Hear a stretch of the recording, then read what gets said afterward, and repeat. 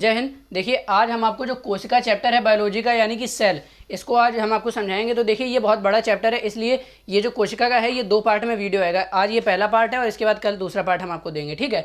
तो देखिए जो कोशिका है इसको इंग्लिश में तो सेल कहते हैं, इंग्लिश में क्या कहते हैं, सेल कहते हैं। लेकिन जो कोशिका का जो वैज्ञानिक नाम होता है जीव विज्ञान में, इसको साइटो कहा जाता है। क्या कहा जाता है? साइटो। साइटो मतलब होता है कोशिका, ठीक है, विज्ञान में। और इसीलिए जब कोशिका का अध्ययन करेंगे तो क्या कहेंगे, तो कोशिका के अध्ययन को कहते हैं साइटोलॉजी। क्या कहते हैं? साइटोलॉजी, ठीक है। तो जो कोशिका की खोज है, पूछेगा किसने किया है, तो रॉबर्ट हुक ने 1665 ईस्वी में कोशिका की खोज की थी। ये जो कोशिका थी ये मरी हुई कोशिका थी, यानी कि मृत कोशिका थी। तो मृत कोशिका की खोज किसने की? रॉबर्ट हुक ने। और भैया रॉबर्ट हुक ने ही पहली बार कोशिका की खोज की थी। इसलिए जो कोशिका विज्ञान का जनक है यानी कि साइटोलॉजी का जनक, फादर ऑफ साइटोलॉजी, किसको कहा जाता है भैया? रॉबर्ट हुक को फादर ऑफ साइटोलॉजी यानी कि इसका कोशिका विज्ञान का जनक कहा जाता है, ठीक है, रॉबर्ट हुक को। इन्होंने मरी हुई कोशिका खोजी थी। इसके बाद कोशिका सिद्धांत दिया 2 विद्वान थे, स्लाइडेन और स्वान। इन दोनों लोगों ने कोशिका सिद्धांत दिया। देखिए कोशिका सिद्धांत क्या था, इन्होंने ये बताया कि ये जो हम लोगों का इतना बड़ा शरीर है ये सब कोशिका से मिलकर बना है। हाथ जो है इसमें भी कोशिका है, बाल में भी कोशिका है, हमारे ब्लड में भी कोशिका है, जीभ में भी कोशिका है, मुंह में भी कोशिका है। तो इन्होंने बताया कि ये जो कोशिका है ना, शरीर की जो है, शरीर जो है वो कोशिका से ही मिलकर बना है, ठीक है। अब देखिए एक होता है कि कोशिका जो है शरीर का सबसे छोटा अंग है। लड़के को यही लगता है कि जो कोशिका है वो शरीर का सबसे छोटा अंग है। तो देखिए जो कोशिका होता है वो शरीर का सबसे छोटा अंग नहीं है, वो सबसे छोटी इकाई है। अभी आप जब ये पूरा पढ़ेंगे ना तब आपको खुद ही समझ में आ जाएगा कि ये सबसे छोटा अंग और सबसे छोटी इकाई से हम क्या आपको कहना चाहते हैं, ठीक है। तो इसलिए कोशिका सबसे छोटा अंग नहीं है, सबसे छोटी इकाई है। ये भी हम आपको बाद में समझा देंगे और आपको जब पूरा आप ये पढ़ लेंगे ना आपको खुद ही समझ में आ जाएगा, ठीक है। अब देखिए सिद्धांत किसने दिया कोशिका सिद्धांत? स्लाइडेन और स्वान ने। अगर पूछे कि पूरे वर्ल्ड में, पूरे विश्व में जो सबसे छोटी कोशिका है वो किसकी होती है, तो देखिए माइकोप्लाज्मा। माइकोप्लाज्मा एक बैक्टीरिया यानी कि जीवाणु होता है। तो माइकोप्लाज्मा की जो कोशिका है वो विश्व में सबसे छोटी कोशिका है, ठीक है। और यही बात करें कि विश्व में सबसे बड़ी कोशिका, तो सबसे बड़ी कोशिका होती है शुतुरमुर्ग के अंडे की। शुतुरमुर्ग के अंडे की जो कोशिका होती है वो विश्व की सबसे बड़ी कोशिका होती है, ठीक है। यहाँ से ये सारे क्वेश्चन ही लिखे हैं, ठीक है। अब देखिए अब बात करता है मानव में। जो मानव में सबसे छोटी कोशिका होती है वो कौन सी होती है, तो देखिए जो मानव में जो मेल होता है उसका जो स्पर्म होता है यानी कि शुक्राणु, उसकी जो कोशिका होती है वो मानव में सबसे छोटी कोशिका होती है। किसकी? स्पर्म की, यानी कि जो मेल में जो शुक्राणु होता है उसकी सबसे छोटी कोशिका होती है, ठीक है। इतना समझ में आ गया। और अगर मानव में सबसे बड़ी कोशिका की बात करें कि मानव में सबसे बड़ी कोशिका कौन सी होती है, तो जो फीमेल का अंडांड होता है यानी कि ओवम, ठीक है, उसकी जो कोशिका होती है वो मानव में सबसे बड़ी कोशिका होती है। तो ये मानव में सबसे छोटी बड़ी ये अलग है और विश्व में, पूरे विश्व में सबसे छोटी बड़ी अलग है, ठीक है। विश्व में सबसे छोटी माइकोप्लाज्मा, सबसे बड़ी शुतुरमुर्ग के अंडे की, और मानव में सबसे छोटी स्पर्म की, मेल के स्पर्म की, और मानव में सबसे बड़ी क्या होगी? ओवम की होगी, जो महिला का ओवम होता है उसकी, ठीक है। इसके बाद पूछता है कि मानव में सबसे लंबी कोशिका। देखिए बड़ी और लंबी में अंतर होता है, ठीक है। अब जैसे कि जो गंगा नदी है वो सबसे लंबी नदी है भारत की, लेकिन बड़ी की बात करें यानी कि बड़ी मतलब होता है लंबाई और चौड़ाई दोनों में बड़ा, साइज बड़ी होनी चाहिए, तो वो ब्रह्मपुत्र होती है, ठीक है। जैसे कि लाल किला क्या है? बड़ा है, लेकिन कुतुब मीनार क्या है? लंबी है, ऊंची है ना, लंबी है, ठीक है। तो बड़ी और लंबी में अंतर होता है। तो सबसे बड़ी क्या है? ओवम की कोशिका। और जो सबसे लंबी कोशिका होगी वो होगी भैया न्यूरॉन की। न्यूरॉन जानते हैं ना, जिससे ब्रेन हमारा बना है मिलकर। जो न्यूरॉन होता है ब्रेन हमारा उसी से मिलकर बना होता है। जो ब्रेन की यानी कि मस्तिष्क की जो कोशिकाएं होती हैं उसको क्या कहते हैं? न्यूरॉन कहते हैं, ठीक है। और ये देखिए जीवित कोशिका की खोज किसने की? Antonie van Leeuwenhoek. ये मुझे यहाँ ऊपर लिखना चाहिए था क्योंकि ये देखिए कोशिका की खोज रॉबर्ट हुक ने की, लेकिन मृत कोशिका थी, वो मरी हुई कोशिका थी। तो इन्होंने कहा भैया ऐसा है, रॉबर्ट हुक ने मरी हुई कोशिका खोजी है तो हम जिंदा कोशिका खोज के दिखाएंगे, ठीक है। तो जिंदा कोशिका किसने खोजी? एंटोनी वॉन ल्यूवेनॉक ने, ठीक है। और जो साइटोलॉजी का फादर है वो किसको कहा जाता है? रॉबर्ट हुक को कहा जाता है। अब देखिए ऐसी कोशिका जिसमें विभाजन नहीं होता है, ठीक है, तो वो होती है न्यूरॉन। मानव में वह कौन सी कोशिका है, क्वेश्चन आपसे पूछता है, मानव में वह कौन सी कोशिका है जिसमें विभाजन नहीं होता है, तो वो होती है न्यूरॉन, ठीक है। तभी देखिए न्यूरॉन क्या है? मस्तिष्क की। विभाजन मतलब क्या होता है? विभाजन मतलब होता है एक कोशिका है वो टूट कर अपने जैसी 2 कोशिकाएं बना लेती है। जैसे कि अगर हमने यहाँ पर देखिए, हमने यहाँ पर मारा तो इस जगह हमारी 4-5 कोशिकाएं बहुत छोटी होती हैं, तो कम से कम 4-5, 10-12 कोशिकाएं जो हैं वो नष्ट हो गई। तो भैया नष्ट हो गई यानी कि इतनी जगह में जो कोशिकाएं हैं वो 10 10 या 12 कोशिकाओं की जगह क्या हो गई, खाली हो गई। ठीक है, तो अब इस खाली जगह को भरने के लिए जो बगल वाली कोशिका होगी वो देखेगी, अरे ये तुम यहाँ खाली हो, तो वो क्या करेगी, अपने आप में विभाजन करेगी। तो जब विभाजन करेगी तो 1 से 2 बन गई, तो एक तो उसने अपने पास रखी और जो दूसरी थी वो बगल वाले को दे दी। यानी कि जो 10 और 12 का जो स्थान खाली था ना, वो सब ये जो कोशिका है वही विभाजन करके उस स्थान को भर देती हैं। तो यही कोशिका विभाजन होता है। ठीक है, तो भैया ऐसी कौन सी कोशिका है जिसमें विभाजन नहीं होता है, तो वो होती है न्यूरॉन। न्यूरॉन यानी कि मस्तिष्क की कोशिका, यानी कि अगर आपके दिमाग में एक बार चोट लग गई ना, तो फिर उसमें कोशिका विभाजन नहीं होगा, यानी कि वो सही नहीं होगी। ठीक है, अब जैसे कि आप यहाँ देखिए, यहाँ पर चोट लग जाती है या खाल, जैसे कि थोड़ी सी खाल नुच जाए, तो क्या होगा कि वो जो होती है थोड़े दिनों बाद अपने आप वो घाव भर जाता है। क्यों भर जाता है, क्योंकि कोशिका विभाजन हो रहा है। तो कोशिका विभाजन होता है, नई कोशिकाएं बनती हैं और वो घाव भर जाता है।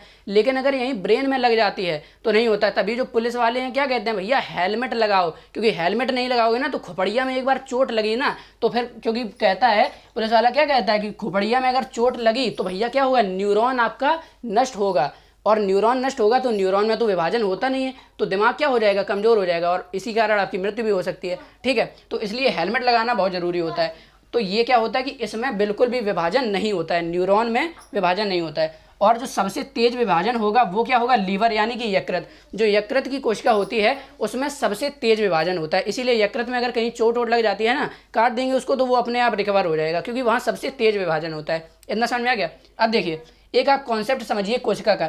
जैसे कि हम कई सारी ईंटों को मिलाते हैं तो दीवार बन जाती है। अब ईंट को क्या, ईंट के साथ वो मसाला भी उसमें मिलाएंगे, मोहरम रेत सब मिलाएंगे ना। लेकिन अगर केवल आप ईंट से दीवार खड़ी करना चाहें तो ईंट को भी लगाकर दीवार खड़ी हो सकती है, वो भले ही थोड़ी कमज़ोर होगी। ठीक, लेकिन मेन क्या है, ईंट। ईंट से मिलकर क्या बनी, दीवार। और जब कई सारी दीवारों को यार 4 दीवारों को मिला देंगे तो क्या बन जाएगा, कमरा बन जाएगा। और कमरों, जब 3-4 कमरे आप उनको एक अच्छे से व्यवस्थित कर देंगे तो क्या बन जाएगा, घर बन जाएगा। ठीक, इसी तरह सबसे पहले कोशिका, कई सारी जब कोशिकाएं मिलती हैं तो क्या बनता है, ऊतक बनता है। कई सारे ऊतक बनते हैं तो अंग बनता है। अंग क्या है, हाथ अंग है, कान अंग है, आंख अंग है। तो पहले कोशिका फिर ऊतक, ऊतक को मिलाने पर अंग। और जब ये हाथ पैर मुंह नाक ये सब जब अंग मिल गए तो आपके शरीर का निर्माण हो गया। समझ में आ गया। देखिए आप चाहें इतने का स्क्रीनशॉट ले सकते हैं। अभी देखिए आगे देखते हैं।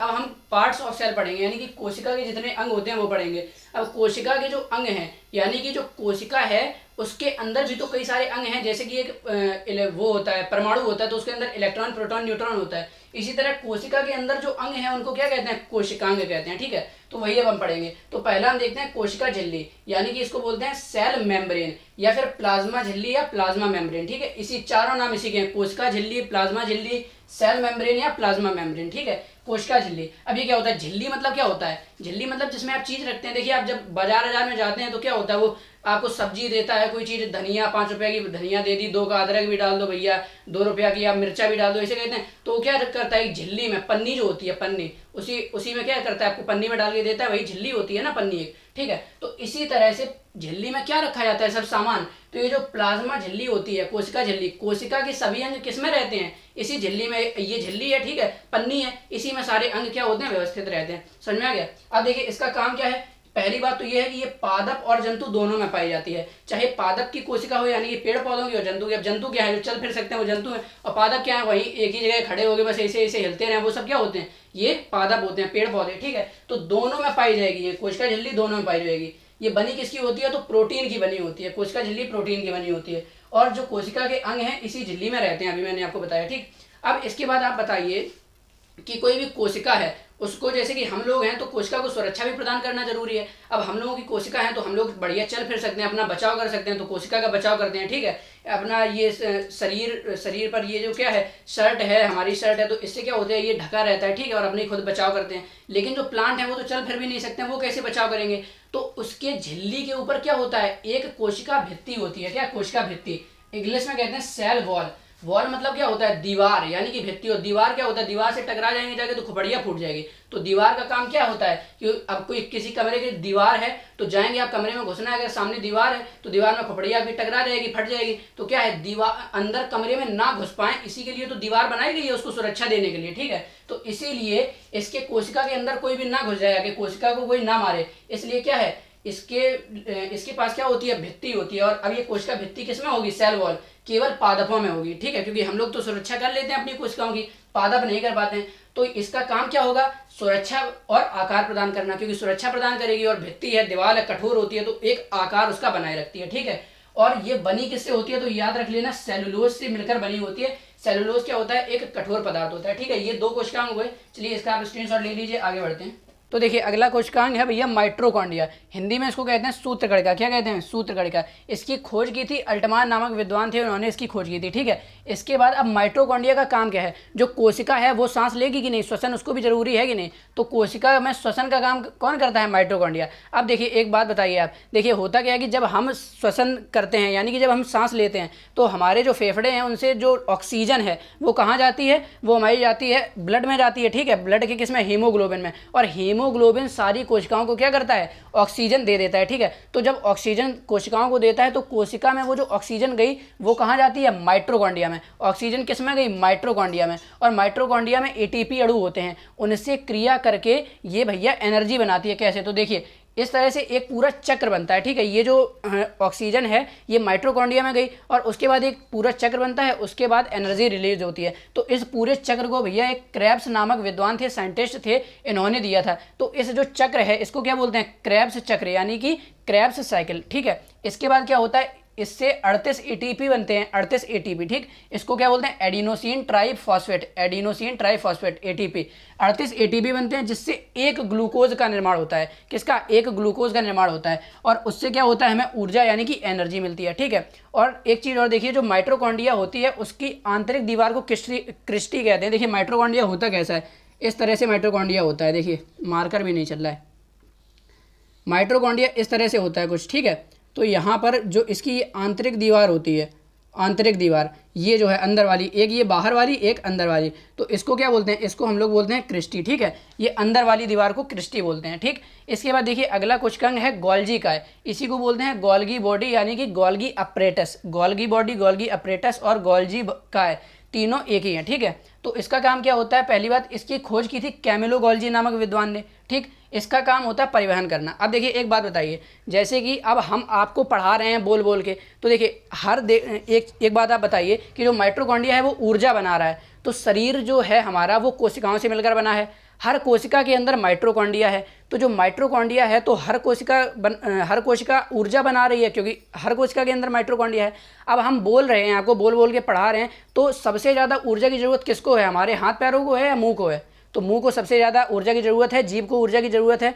तो अब अगर ऊर्जा इसको नहीं मिलेगी, जो जीभ है इसमें तो कम कोशिका हैं, और पूरा ये देखिए पूरा पैर से लेके पूरा यहाँ से पैर तक कितना सारा शरीर है, तो ज़्यादा कोशिकाएं यहाँ होंगी कि जीभ में होंगी, तो जीभ में कम कोशिकाएं हैं, ठीक है। कम कोशिकाएं हैं तो कम ऊर्जा बनाएगा। तो लेकिन अब ये होता है कि भैया कम ऊर्जा बनाएगा तो हमारी जीभ क्या है, बोलते बोलते बोलते बोलते एक समय क्या होगी, बंद हो जाएगी एकदम, ठीक है। लेकिन अब बंद नहीं होती है, क्यों, क्योंकि ये जो इतना शरीर है ना, यहाँ पर जो ऊर्जा बन रही है, तो अब इसको तो कुछ काम करना नहीं है, हम खड़े हैं एक जगह, काम किसको करना है, जीभ को। तो ये लोग, ये जो पूरा शरीर है, पैर जो हैं, इसमें जितनी कोशिका बनी उसने क्या किया कि ऊर्जा का ट्रांसफर कर दिया ऊपर जीभ के पास। तो ये ट्रांसफर किसके द्वारा होता है, तो किसके द्वारा भैया, गोल्जी काय के द्वारा।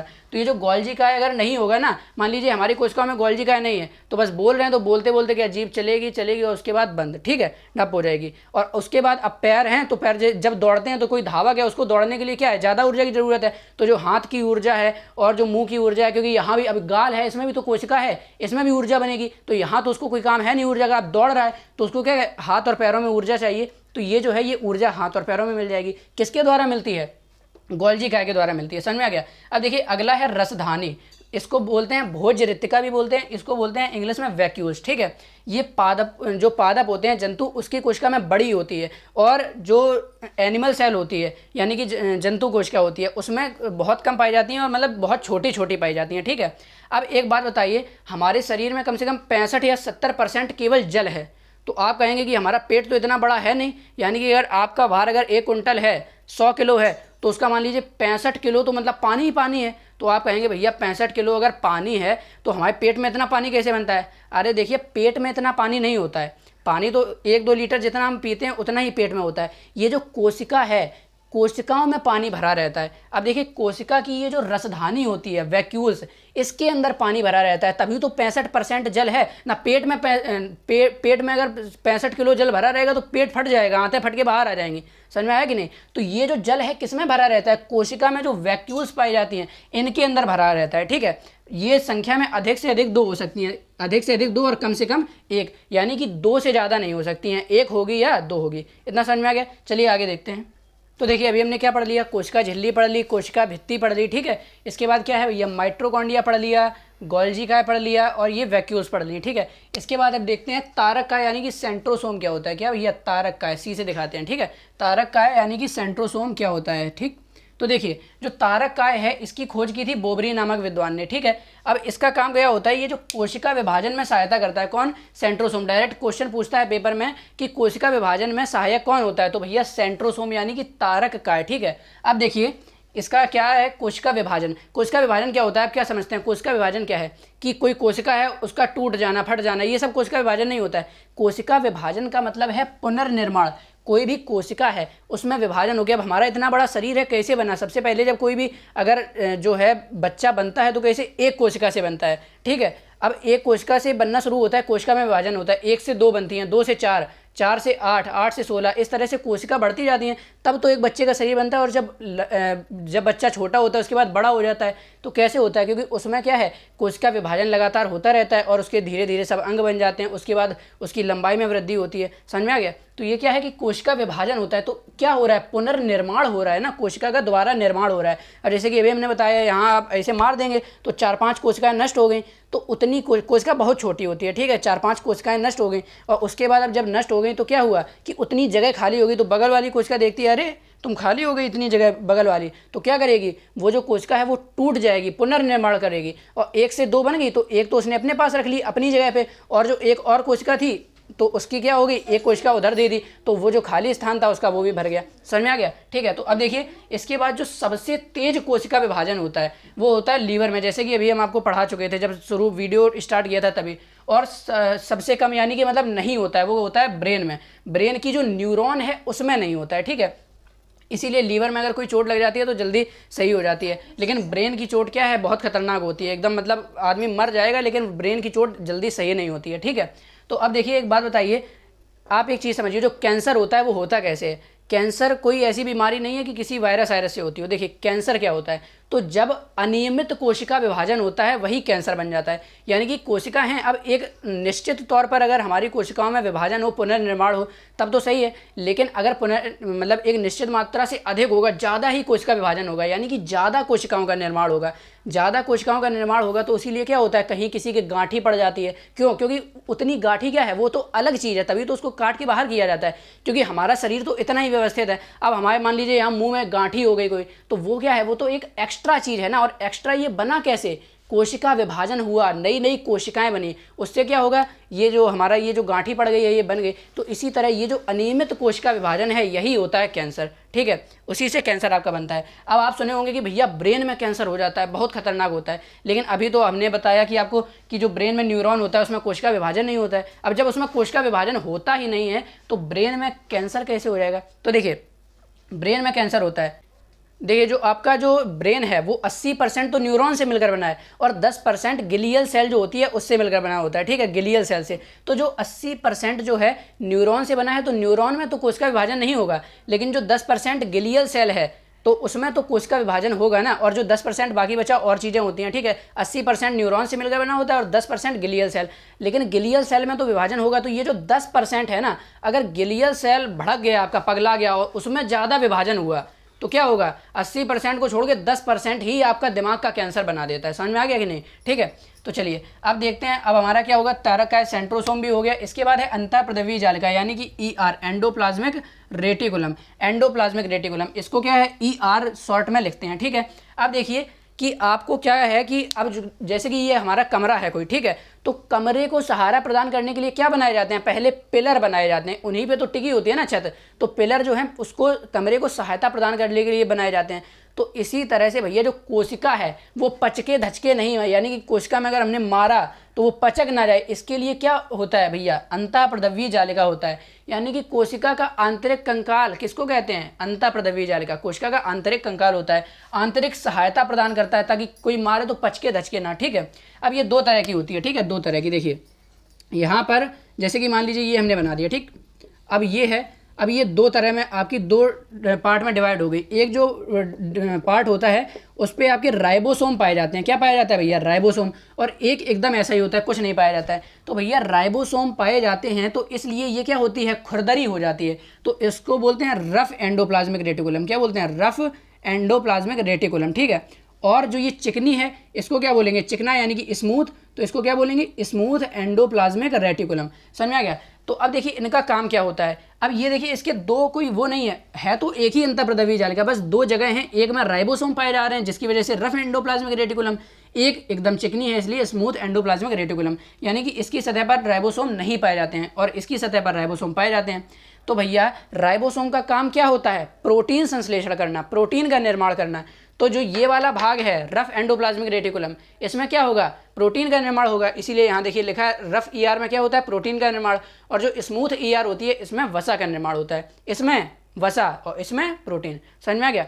तो इसका आप स्क्रीनशॉट ले लीजिए। चलिए आगे बढ़ते हैं। देखिए अब हम समझते हैं राइबोसोम क्या होता है, ठीक है। क्या समझना है भैया, अब हमको राइबोसोम क्या समझ चुके, mitochondria, Golgi body, vacuole, centrosome, इसके बाद एंडोप्लाज्मिक रेटिकुलम और अब राइबोसोम। राइबोसोम क्या है, राइबोसोम होता है एक बिल्कुल गोलाकार एकदम सूक्ष्म कण होता है, ठीक है, सघन कण होता है एक राइबोसोम, ठीक है। ये कोशिका द्रव्य में भी फैला रहता है। अभी कोशिका द्रव्य आगे आपको पढ़ाएंगे। तो देखिए राइबोसोम की खोज की थी पैलाडे नामक विद्वान ने। किसने, पैलाडे नामक विद्वान ने। जो राइबोसोम है उसका काम होता है प्रोटीन निर्माण, क्योंकि अभी हमने देखा था ना कि जो वो रफ एंडोप्लाज्मिक रेटिकुलम थी उसमें क्या था, राइबोसोम चिपके हुए पाए जा रहे थे। और इसलिए क्या है कि जो राइबोसोम चिपके हुए पाए जा रहे थे तो वो क्या कर रही थी, प्रोटीन निर्माण कर रही थी। भैया जो रफ ईआर थी ना वो प्रोटीन निर्माण नहीं कर रही थी, जो उस पर राइबोसोम चिपके हुए थे ना वो प्रोटीन निर्माण कर रहे थे। इसलिए राइबोसोम का कार्य क्या होता है, प्रोटीन निर्माण। खोज किसने की पूछेगा तो पैलाडे ने की, ठीक है। तो इसलिए जब प्रोटीन का निर्माण कर रहा है तो उसको प्रोटीन फैक्ट्री कहेंगे। और देखिए एक चीज़ हमने आपको वहाँ नहीं बता पाए थे,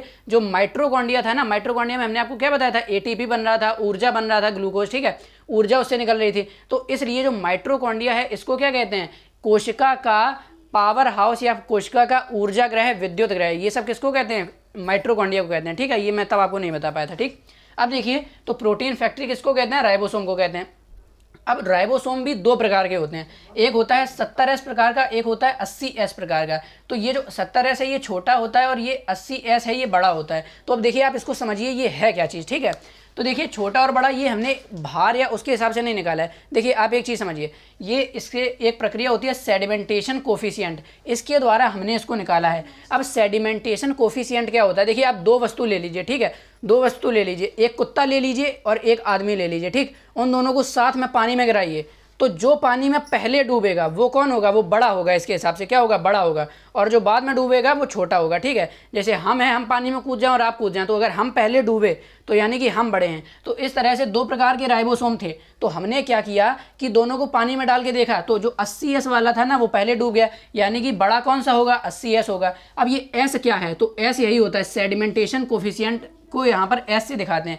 ये आपका किससे निकाला गया है, सेडिमेंटेशन कोफिशिएंट, जो ये प्रक्रिया है ना इससे ये बड़ा और छोटा आपको निकाला गया है। अब देखिए जो छोटा होता है यानी 70S प्रकार का ये पाया जाएगा प्रोकैरियोटिक में, और जो 80S प्रकार का होता है यूकैरियोटिक। अब ये जो अगला पार्ट आएगा उसमें आपको प्रोकैरियोटिक और यूकैरियोटिक कोशिका बताएंगे क्या होता है। अभी आप समझ लीजिए कि जो प्रोकैरियोटिक कोशिका है ना ये पिछली कोशिका है, मतलब कि जो सबसे पहले कोशिका थी जिसमें जो केंद्रक होता है वो भी अच्छे से नहीं पाया जाता और मतलब एकदम चिचरी थिचरी, ठीक है। तो वो क्या होगी, प्रोकैरियोटिक। और एकदम सुविकसित के जो सुविकसित होगी कोशिका, मतलब एकदम बढ़िया वाली कोशिका, वो कौन होती है, वो होती है आपकी यूकैरियोटिक, ठीक है। तो बढ़िया वाली यूकैरियोटिक। और जो एकदम जो बैक्टीरिया वायरस इन सब में पाई जाती है, चिचड़ी तिचड़ी रहती है, वो क्या होती है, वो प्रोकैरियोटिक कोशिका होती है, ठीक है, प्रोकैरियोटिक कोशिका होगी। अब आपका आता है केंद्रक यानी कि न्यूक्लियस। यहाँ देखिए ये होता है बीच में, ठीक। तो केंद्रक यानी कि न्यूक्लियस भैया सबका बाप है।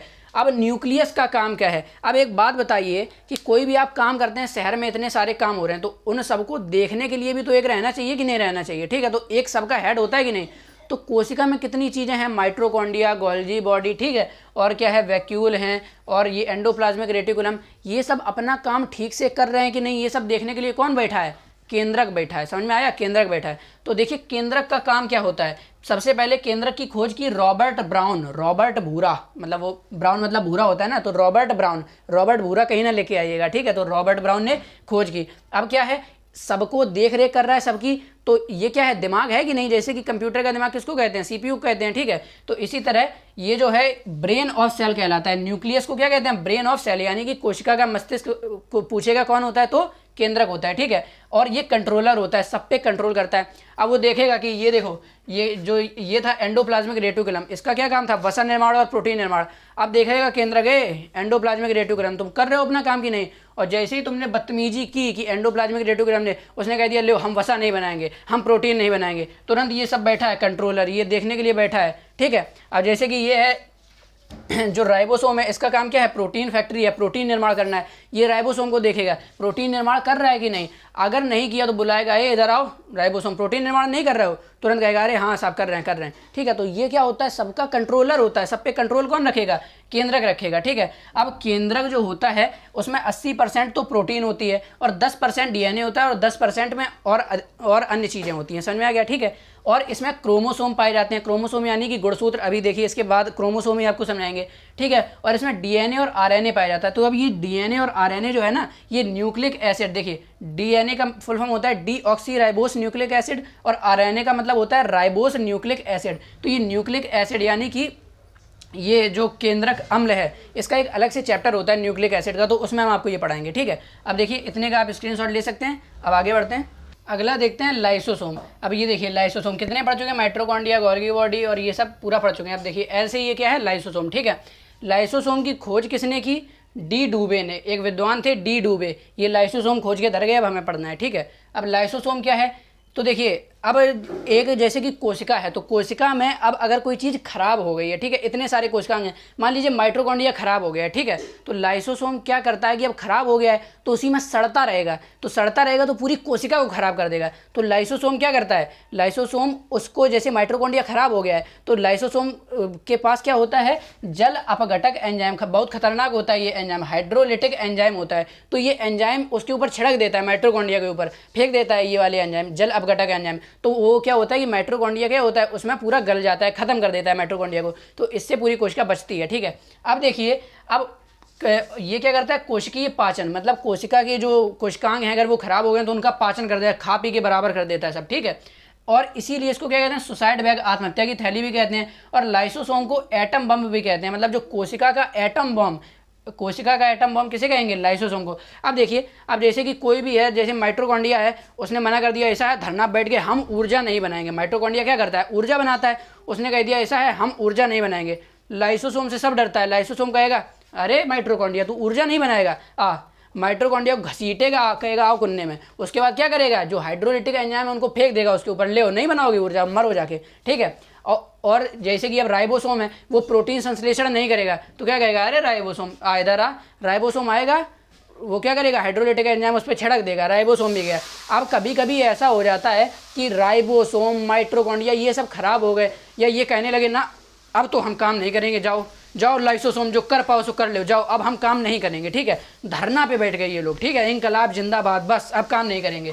तो लाइसोसोम क्या करता है, कहता है अच्छा तू काम नहीं करेगा, कितनों को हम ऐसे मारेंगे। तो लाइसोसोम खुद को फाड़ देता है। लाइसोसोम ये जो थैली है ये क्या करता है, ये खुद को फाड़ देता है। तो जब ये खुद को फाड़ देता है तो ये जो हाइड्रोलिटिक एंजाइम है ना, इससे निकल के पूरी कोशिका में भर जाते हैं। अब देखिए ये कोशिका है, ठीक है, इसके बाद ये है, इसने फाड़ दिया तो इसके अंदर से जो एंजाइम है वो सारी कोशिका में फैल नहीं जाएंगे। तो जब सारी कोशिका में फैल जाएंगे तो जितने भी कोशिकांग हैं, माइटोकॉन्ड्रिया, राइबोसोम, गोल्गी बॉडी, सब पे ये क्या होगा, सब पे हाइड्रोलिटिक एंजाइम जो है, जल अपघटनीय एंजाइम, ये सब पे गिरेंगे जाके, तो सब क्या होंगे, सब एकदम जल भुन जाएंगे। इसीलिए भैया लाइसोसोम से पंगा नहीं, हाँ राइबोसोम हो चाहे कोई भी हो, लाइसोसोम से पंगा नहीं लेना है, क्योंकि लाइसोसोम एकदम देखता है कि हाँ तो काम नहीं कर रहा है, आ चल यार जरा कुन्ने में, यार तुरंत एकदम मार देगा उस सब उसको, ठीक है। तो लाइसोसोम से कोई झगड़ा नहीं करता है, ठीक है। तो देखिए ये पार्ट 1 था इसका, तो इसमें मैंने आपको ये अभी इतना बता दिया है, और जो अभी गुणसूत्र है और आगे देखेंगे जो प्रोकैरियोटिक और यूकैरियोटिक कोशिका में अंतर है, तो ये सब आपको अगले पार्ट में समझाएंगे, क्योंकि ये कोशिका बहुत बड़ा चैप्टर है, ठीक है, एक पार्ट में ये संभव नहीं है, तो अगले पार्ट में देखेंगे। तो चलिए इसका आप स्क्रीनशॉट लेना चाहते हैं तो ले लीजिए, मिलते हैं आपसे अगले वीडियो में।